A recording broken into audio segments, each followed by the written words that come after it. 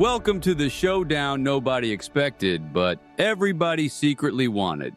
The heavyweight brawl of Africa, where the watering hole doubles as Madison Square Garden. Forget lions and leopards. If you really want to see nature's demolition derby, you pit hippo against rhino. Two prehistoric tanks, thousands of pounds each, armed to the teeth, or in one case, the horn. It's the kind of matchup where the landscape itself is in trouble. Trees will be flattened, mud will be churned, and the audience, zebras, crocodiles, giraffes, well, they'd better grab some popcorn and get out of the splash zone. First, let's size up the rhino. This isn't just an animal. It's a 5,000-pound armored missile with a built-in jousting lance strapped to its face. Imagine a medieval knight if the horse and armor were the same creature. Its skin, 2 inches thick. That's basically nature's Kevlar. You'd need power tools just to make a dent. If rhinos came with a slogan, it'd be simple. Nature's original wrecking ball. And then there's the hippo. Shorter, longer, and deceptively squat. But don't let that shape fool you. At up to 4,000 pounds and 16 feet long, the hippo is basically a river submarine with legs. Sure, the rhino looks like a tank, but the hippo is more like a low-rider muscle car that decided it wanted to bite things in half for fun. Speaking of weapons, let's compare arsenals. The rhino's horn can stretch up to 5 feet. Solid keratin, same stuff as your fingernails. But let's be honest, your fingernails never skewered a lion. The horn is powered by neck muscles so thick they could probably win a strongman competition. One swing, and you're looking at enough force to flip a predator end over end. Even elephants give them a cautious side eye when rhinos start lowering their heads. But the hippo's jaws? That's where things get terrifying. They open 150 degrees, practically unhinging like a nightmare Pez dispenser. Each tusk grows non-stop, sharpening itself as the hippo grinds them together. 20 inches long, 10 pounds each. And when that jaw clamps down, it delivers 1,800 pounds of pressure per square inch. To put it simply, that's enough bite to snap a canoe in half like it was made of breadsticks. So yeah, both are armed like medieval siege weapons. But what about speed? Rhinos, believe it or not, can hit 30 to 35 miles per hour.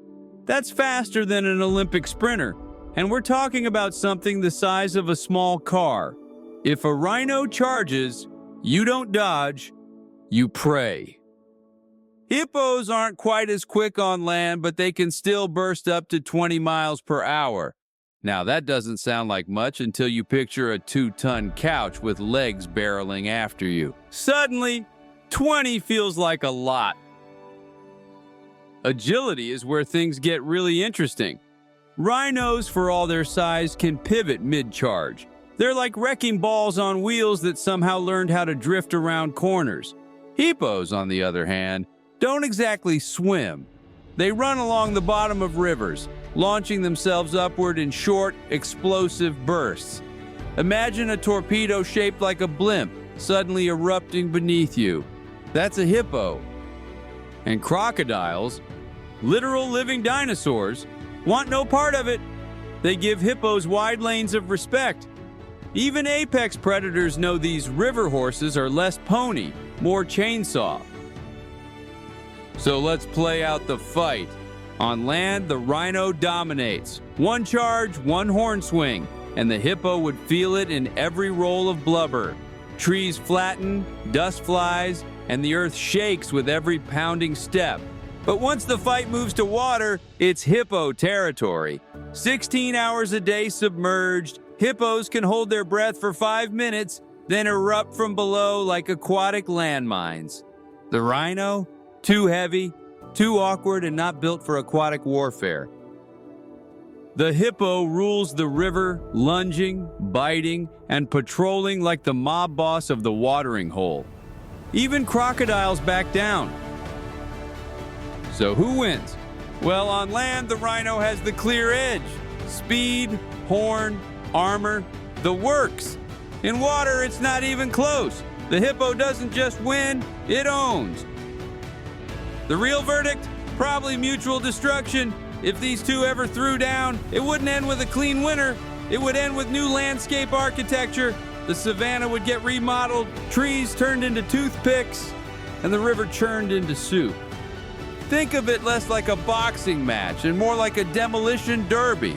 Not just two machines smashing each other, but the arena itself collapsing in the chaos. And honestly, that's the beauty of it. Nature doesn't give us clean victories. It gives us wild, chaotic showdowns where both animals walk away legends in their own arenas. The rhino remains king of the plains, the hippo ruler of the river. And the rest of us, we just sit back, watch, and thank our lucky stars we weren't born antelopes. Because let's face it, nobody wants to be stuck between these two when they're in a bad mood. So, next time you're near a watering hole, remember this. Africa doesn't just do wildlife. It does heavyweight championship fights, and the tickets are free.